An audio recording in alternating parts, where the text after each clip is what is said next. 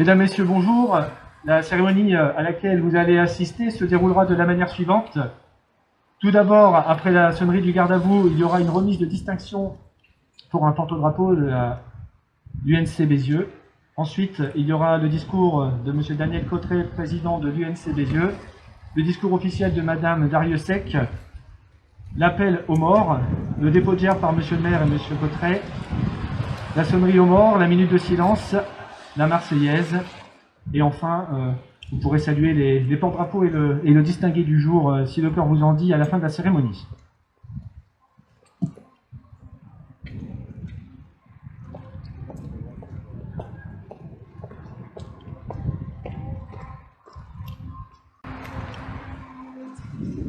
Garde à vous.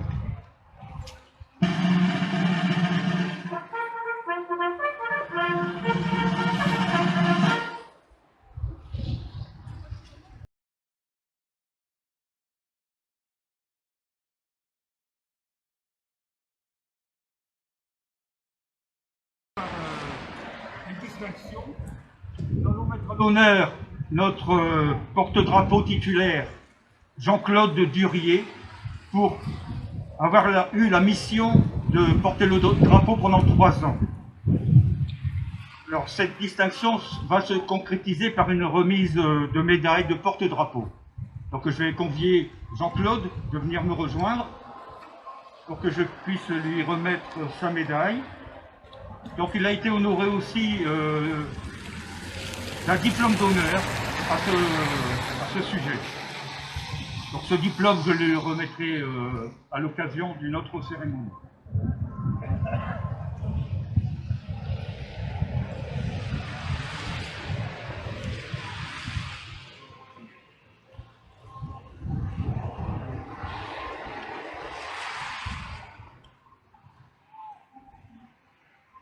Voilà.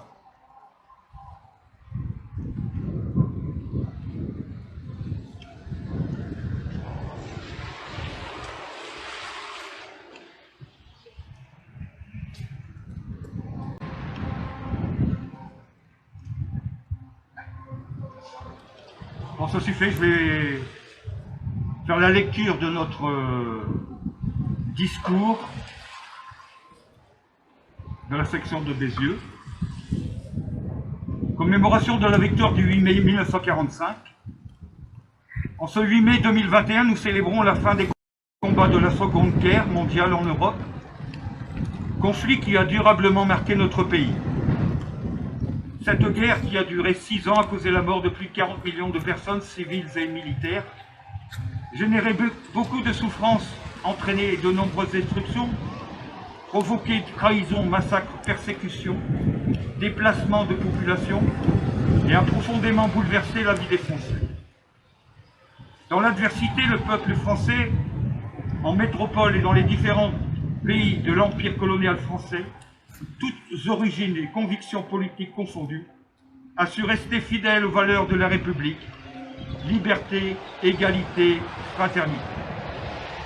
Il s'est engagé dans les unités combattantes sur tous les théâtres d'opération ou dans les mouvements de résistance intérieure face à un ennemi sans pitié.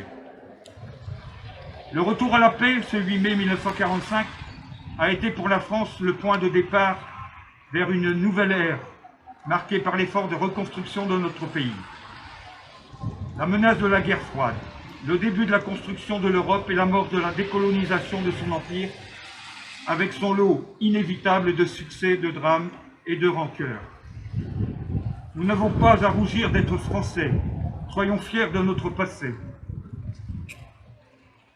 Ayons une lecture réaliste, assumée, décomplexée et constructive de l'histoire de notre pays. Je vous remercie de votre attention.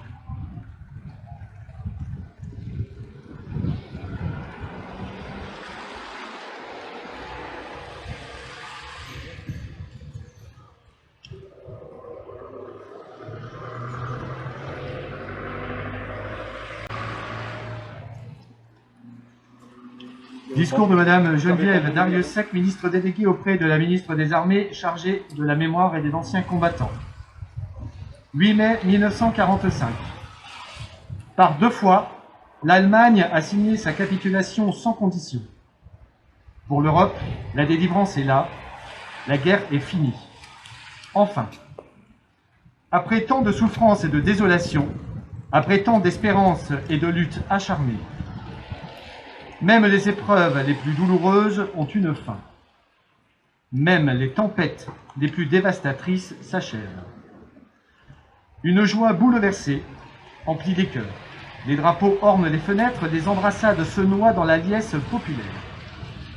Derrière les larmes de joie, celles de la peine affleurent. Personne n'oublie les villes ruinées, les villes dévastées.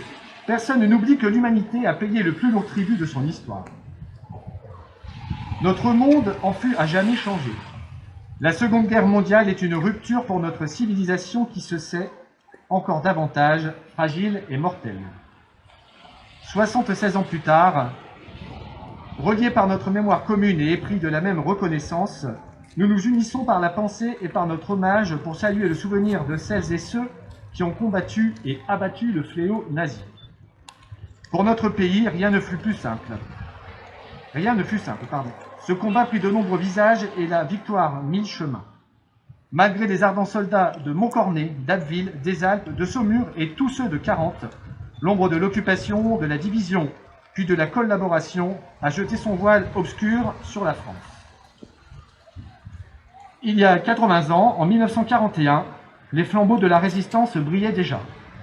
Le flot du refus et de l'espérance montait, tandis que la répression forgeait son funeste souvenir à Châteaubriand, au camp de Souges ou au Mont-Valérien. La France libre recevait les ralliements des territoires ultramarins et poursuivait son inlassable épopée. Dans les sables de Koufra, elle nouait un pacte avec la victoire et par la voix du colonel Leclerc regardait déjà vers Strasbourg. À l'instar d'Hubert Germain, dernier des compagnons de la Libération, ce fut toute une jeunesse ardente et résistante qui refusa la défaite et l'asservissement, qui refusa de servir les desseins de l'occupant. Tous, ils ont permis à la France de s'asseoir à la table des vainqueurs. Cela fut rendu possible par le combat acharné des armées françaises et des armées alliées, par les forces françaises libres qui jamais ne cessèrent la lutte, par le dévouement des résistants de l'intérieur, par chaque Française et Français qui a refusé l'abaissement de la France et la négation de ses valeurs. Notre gratitude demeure indéfectible. Entendons les mots de Malraux. Un monde sans espoir est irrespirable.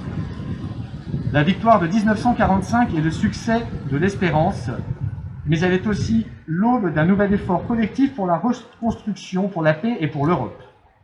Hier, comme aujourd'hui, face aux épreuves et aux crises du temps, la nation française se tient debout, résiliente et espérante. Unis et solidaires, souvenons-nous de l'adversité surmontée et de la liberté reconquise. Madame Geneviève Dariussec.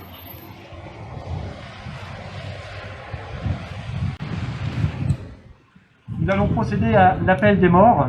Je vais inviter Monsieur Cotteret à nous rejoindre.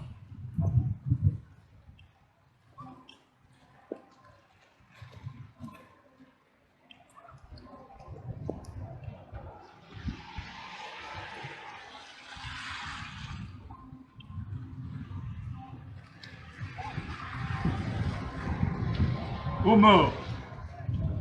Brunin Julien. De Fontaine Louis. De Rache Henri. De Son Maurice. Graveline Jules. Espel Jules. Leclerc Henri. Diagre Barthélemy. Moyard Florent. Robe Lucien.